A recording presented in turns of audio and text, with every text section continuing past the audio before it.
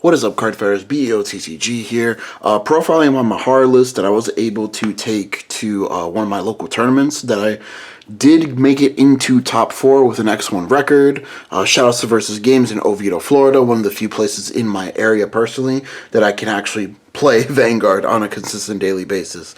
But getting onto the deck profile here, also wanted to shout out, just thanks to the recent subscriber bumps that we've been getting lately. It's been very appreciated, guys. Like, we're in a very transformative phase of the channel right now, and we're just so close to that 1K now that I can actually taste it. Like, I can see us getting to that 1K like closer every day, and I just want to personally say thank you.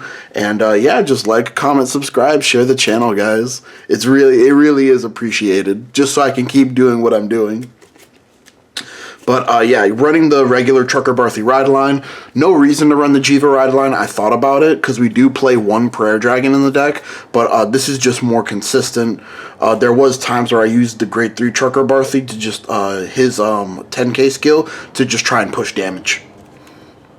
But getting on to our grade 4s here, we're playing, which besides like perfect guards, besides perfect guards and triggers, our grade 4s are the only unit cards that we're playing in our deck at 4. Everything else is kind of like, we had to tweak the ratios in order to fix everything, like in order to fix this deck in the way that it wanted to be fixed, if that makes any sense.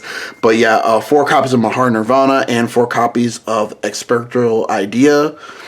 This is searchable now, which is so busted in my opinion for this deck. Not busted, but it just buffs up the consistency of this deck by so much that it's searchable in deck and in drop by 2 different cards. But yeah, you really do want to max out on your grade 4s in this deck. You need to see at least one MAHAR NIRVANA to play the game. You don't need to see the Superior Ride card too much, but you definitely do need to see the MAHAR to be able to play the game and have a chance at winning.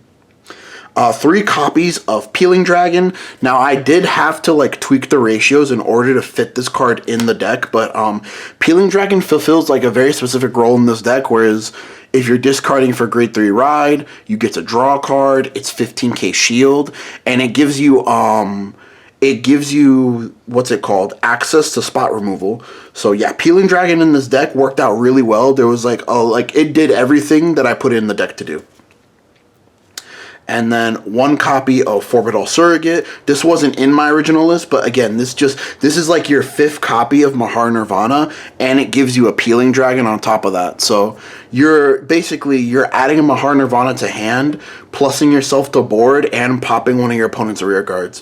So yeah, there's a reason why this card just has such a huge price tag still. Yeah, Forbidal's just like still a very broken card in my opinion. Like, I could see it getting hit in the future. 4 copies of Verena Arcs. It's the only other Verena you really want to overdress into, just to like draw cards and help you dig through your deck for your pieces. So that's why we're running it at 4. And then 1 copy of regular Verena, just for the ride line. I really had to cut.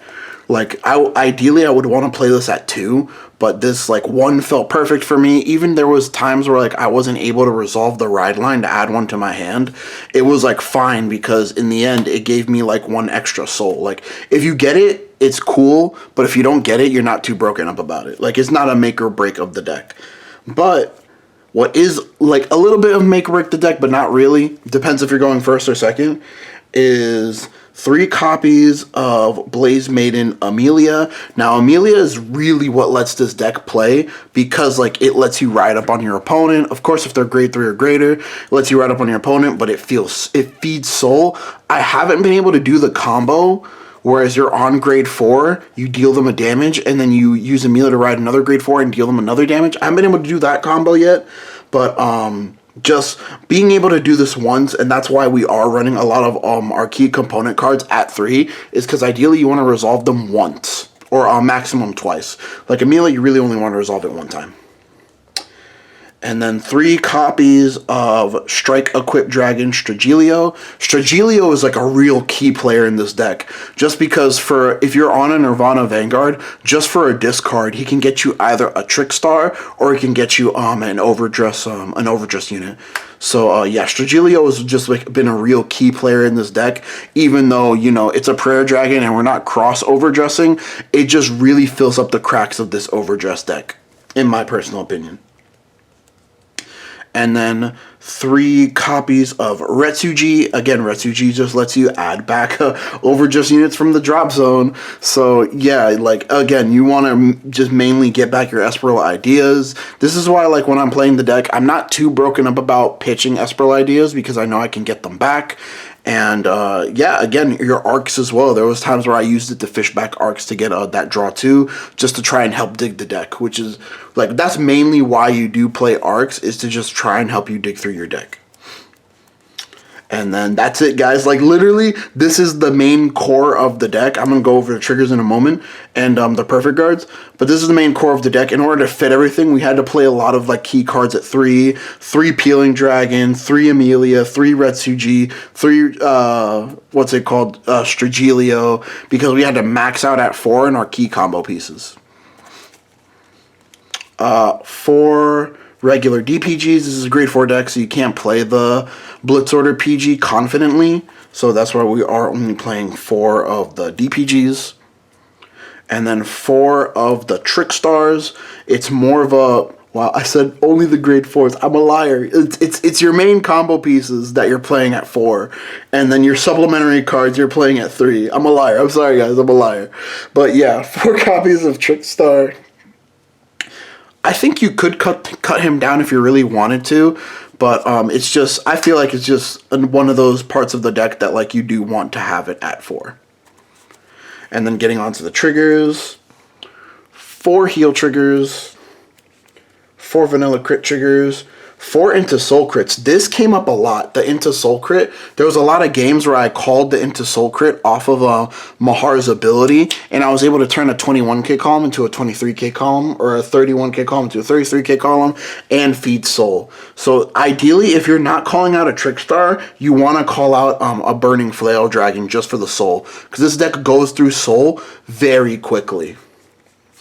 3 draw triggers, and then 1 of the Dragon Empire OT. Draw triggers just because it's like, even though you're running like so many consistency cards and so many enabling cards, you're still a very combo like / piece reliant deck. So you really just do want the draw triggers to just try and help you see into your combo pieces, help you rebuild your board, because there are times where your opponent will, you know they can't kill you, so they'll just try and break your board. And it's just very reassuring when I know that, like, oh, hey, I have Stragilios in my hand, I have Retsujis in my hand. Like, you basically negate, like, them attacking your rear guards basically turned, like, your combo pieces into perfect guards in hand, in my personal opinion. But, yeah, that is the deck profile, guys. Do I think it's the best thing you could possibly do that to go up against Shiranui? No, not really. It does have a chance. Like, it's not impossible for this deck to beat Shiranui, but it's very piece reliant, and you just kind of like have to, which was my initial goal while playing this deck. It was one of the wilder strategies that I was thinking about in terms of trying to play this in Shiranui meta. I mostly just did it for the heck of it because I felt like I could. But you just want to go second again in that matchup, ride up on grade 4 while they're still on grade 3, dealing them damage, and then you just want to try to aggress them before they can aggress you, is my game plan, which is kind of like your game plan for most matches. For most matches, I did go second, and my main goal was to just resolve Amelia and Mahar. But, yeah, guys, if you wanted to go over my matches, I do have 1 match recorded, the Shiranui match. That's the one that I valued the most. I do feel like I'm kicking myself in the foot for not recording the Youth matchup, because apparently, like, a lot of people were like, damn, this deck beat Youth. And I'm like, I was surprised too. But, yeah, I am going to have that Shiranui matchup uploaded Monday of next week. And yeah, guys, again, don't forget to like, comment, subscribe. Tell me what you thought about the deck down below if you're trying it right now, because I do think it's a solid rogue deck. You know, if you draw into your pieces, you do kind of just get there with triple drive and big restanding units. But yeah, that's it for tonight, guys. Later. Y'all have a great night.